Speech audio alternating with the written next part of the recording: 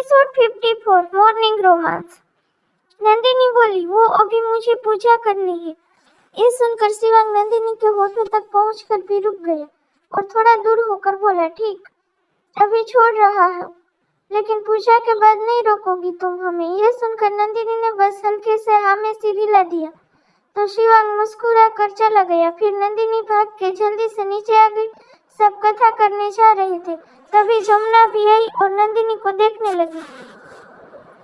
नियति और मलिष्का भी नंदिनी को ही देखे जा रही थी। तभी मलिष्का बोली, ये छोटे सरकार क्या पिछले जन्म में मेकअप आर्टिस्ट थे? यार क्या तैयार किया है नंदिनी को।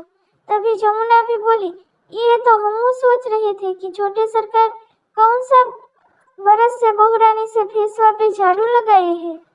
तभी बगल में भैरव आ गया और जमुना के कान की तरफ झुक के सामने देखते हुए बोला, कहो तो मैं भी तुम्हारे चेहरे पे पोछा लगा सकता हूँ। ये सुनकर जमुना मुंह बना के बोली, हट, बहुत बेशरम आदमी है। और फिर सब गर्ल्स पूजा में आ गई। कुछ वक्त में पूजा खत्म हुई। सब टेरेस पे थे। चांद बस निकल रहा था और शिवांग की नजर नंदिनी पे थी। वहीं नंदिनी शिवांग से अपनी नजरें चुरा रही थी और तभी सुमित्रा जी बोली, चांद निकल आया है। ये सुनकर सबके सब एक लाइन से खड़े हो गए। सुमित्रा जी के सामने उनके पति और महिमा जी के सामने अमर जी और नंदिनी के सामने शिवांग मुस्कुराते हुए खड़ा था। वहीं जमुना, मलिष्का, मायरा, नियति, अबीर, अखंड, ओम और अभेद ये सब देख रहे थे। फिर पूजा शुरू हो गई। नंदिनी ने पहले चांद को अर्घ दिया और फिर छलनी से चांद को देखा और फिर छलनी को शिवांग की तरफ किया। उसकी नजर उठा ही नहीं रही थी, लेकिन फिर भी नंदिनी ने नजर उठा के शिवांग को देखा तो शिवांग ने मुस्कुरा के एक आंख ब्लिंक कर दी और अपने होठों को आगे करके नंदिनी को किस करने का इशारा किया। ये देखकर नंदिनी ने फिर से नजर झुका ली और जमुना और बाकी सबकी तो आंखें बड़ी हो गई। जमुना हल्का सा शर्मा की बोली, हाय, ये छोटे सरकार तो बहुत रोमांटिक है रे दादा। ये सुनकर भैरव फिर से जमुना के कान में चुप के बोला, कहा तो था कि कर लो व्रत, फिर मैं भी बताता कि मैं कितना रोमांटिक हूँ। ये सुनकर जमुना मुंह बनाकर बोली, हाँ हाँ, वो तो नजर आ रहा है, आप और रोमांटिक, आप तो रोमांस के भसुर हो, जिसको देखकर रोमांस भी शर्मा के भाग जाए। इतना बोलकर जमुना चली गई और भैरव उसे आँख फाड़े देख रहा था। इधर बाकी सबकी पूजा हो गई थी। नंदिनी ने भी अपनी थाली आगे की तो शिवांग ने एक नजर नंदिनी को देखा और फिर नंदिनी को पानी पिला दिया और फिर नंदिनी को मिठाई खिला दी। फिर नंदिनी जाने लगी तो शिवांग धीरे से बोला, अब हमने तो तुम्हारी प्यास बुझा दी, तुम कब हमारी प्यास बुझाओगी? ये सुनकर नंदिनी घबरा गई और जल्दी से भाग गई। ये देखकर शिवांग मुस्कुराया। तभी नियति नंदिनी के पीछे जाने लगी, लेकिन तभी उसका हाथ पकड़ के किसी ने उसे छत के दूसरी तरफ ले आया और दीवार से लगा दिया। नियति ने सामने देखा, सामने अबीर उसे ही देख रहा था। नियति शॉक्ड थी। वो खुद को छुड़ाते हुए बोली, ये क्या बदतमीजी है, छोड़िए मुझे आप। तभी अबीर उसके होठों के करीब आकर बोला, सब का व्रत खुल गया है, मेरा भी खोल दो ना। ये सुनकर नियति की आंखें बड़ी हो गई।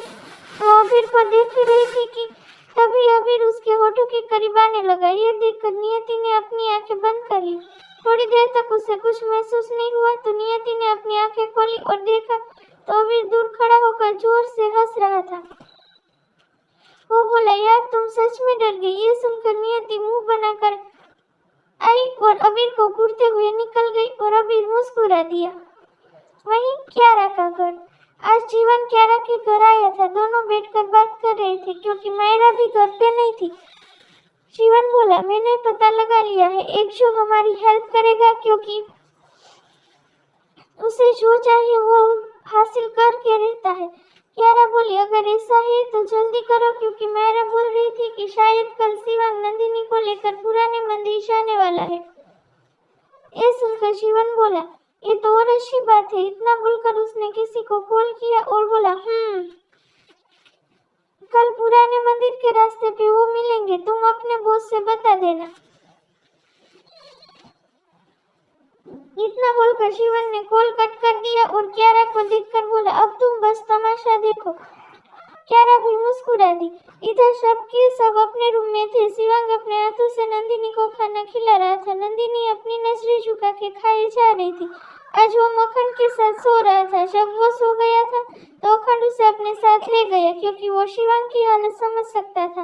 अब नंदिनी ने खा लिया था। शिवांग उसके बगल में सोने लगा तो नंदिनी को अशुभ लगा। यह देखकर नंदिनी बिना सोचे समझे बोल पड़ी, आप किस नहीं लेंगे? ये सुनकर शिवांग बैठ गया और नंदिनी को देखते हुए डेविल स्माइल के साथ बोला, क्या कहा तुमने? ये सुनकर नंदिनी को याद आया कि उसे क्या बोल दिया, तो वो जल्दी से उठकर बालकनी में चली गई। यह देखकर शिवांग भी उसके पीछे आया और पीछे से ही नंदिनी को अपनी बाहों में भर लिया और उसके बालों को स्मेल करते हुए बोला, नंदिनी, हम बहुत प्यार करते हैं तुमसे। सुबह जो कुछ भी किया हमने उसके लिए सॉरी। ये सुनकर नंदिनी धीरे से बोली, एक बात कहूँ आपसे? शिवांग शॉक्ड था क्योंकि नंदिनी शिवांग से ना के बराबर बात करती थी। फिर भी शिवांग बोला, बोलो ना। नंदिनी रुआसी आवाज में बोली, आपने मुझसे जबरदस्ती शादी की, जबरदस्ती अपने घर में रखा, जमीन ले ली, फिर चाचा को गोली लगी, आपने कैद किया मुझे। जब भी मेरी गलती नहीं थी तब भी आपने मुझे ही गलत समझा और अब तक मैं अपने माँ पापा चाचा चाची से नहीं मिल पाई हूँ और न ही कभी बात की। मैंने हर वक्त अपने रिश्ते को अपनाने की कोशिश की है, फिर क्यों आप एक कोशिश नहीं कर सकते? ये सुनकर शिवांग नंदिनी का हाथ पकड़ के बिस्तर पे लाया और उसे बिस्तर पे डालकर बोला, सो जाओ, बहुत रात हो गई है। नंदिनी फिर से बोली, आपने मेरी बातों का जवाब नहीं दिया। ये सुनकर शिवांग एक झटके में उसके ऊपर आ गया और बोला, अब तुम सो जाओ, नहीं तो जो आज तक नहीं हुआ वो हो जाएगा और मैं तुम्हें जबरदस्ती नहीं बल्कि तुम्हारी मर्जी से अपने प्यार के रंग में रंगना चाहता हूँ, अपना बनाना चाहता हूँ। नंदिनी की आंखों में आंसू आ गए और वो करवट लेकर सो गई और शिवांग ने भी उसे अपनी बाहों में भर लिया और बोला, जान, कुछ नहीं बता सकते हम, तुम्हें नहीं बता सकते कि हम क्या है। तुम अभी भी हमारे करीब नहीं आ रही हो। जब तुम पूरा सच पता चलेगा तो तुम बिल्कुल ही हमारे पास नहीं आओगी। हम तुम्हें कभी भी अपना सच पता नहीं चलने देंगे और इसलिए ही हम ये सब कर रहे हैं। इतना बोलकर शिवांग ने नंदिनी के गाल पे किस किया और फिर सो गया।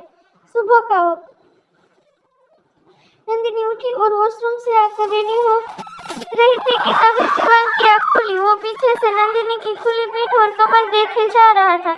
नंदिनी अपने बालों को पोंछ रही थी। तभी शिवांग आया और एक झटके में नंदिनी को अपनी तरफ कर दिया और उसके होठों को अपने होठों से दबा लिया।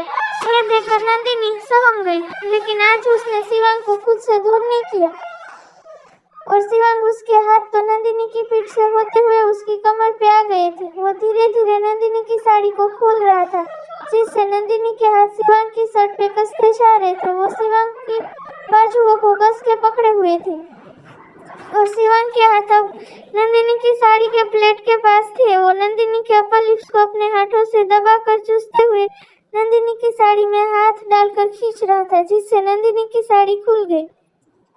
शिवांग किस करते हुए ही नंदिनी को बिस्तर पे ले आया और नंदिनी के सामने से उसका पल्लू हटा दिया और नंदिनी के होठों को दूर होकर उसे देखने लगा। जहाँ पे नंदिनी ने अपनी आंखें बंद की हुई थी वहीं शिवांग की बाजुओं को पकड़ रखा था। ये देखकर शिवांग ने अपने आप को बंद की और नंदिनी का ब्लाउज भी निकाल लिया और उसके ब्रेस्ट पे अपने होठों को फेरने लगा। नंदिनी शिवांग के नीचे कांप रही थी और उसके ब्रेस्ट तेज सांसों की वजह से ऊपर नीचे हो रहे थे, जिसे शिवांग देख के खुद को वाइल्ड होने से रोकने की कोशिश कर रहा था। फिर वो उठा और बोला, अगर आज के दिन ही तुम्हें हमारा होना है तो हो जाओगी, आज हमारे बीच कोई नहीं आएगा, जान। इतना बोलकर शिवांग ने अपने रूम को पासवर्ड लॉक कर दिया और फिर नंदिनी की तरफ आया और एक झटके में नंदिनी का पेटीकोट खींच के निकाल दिया।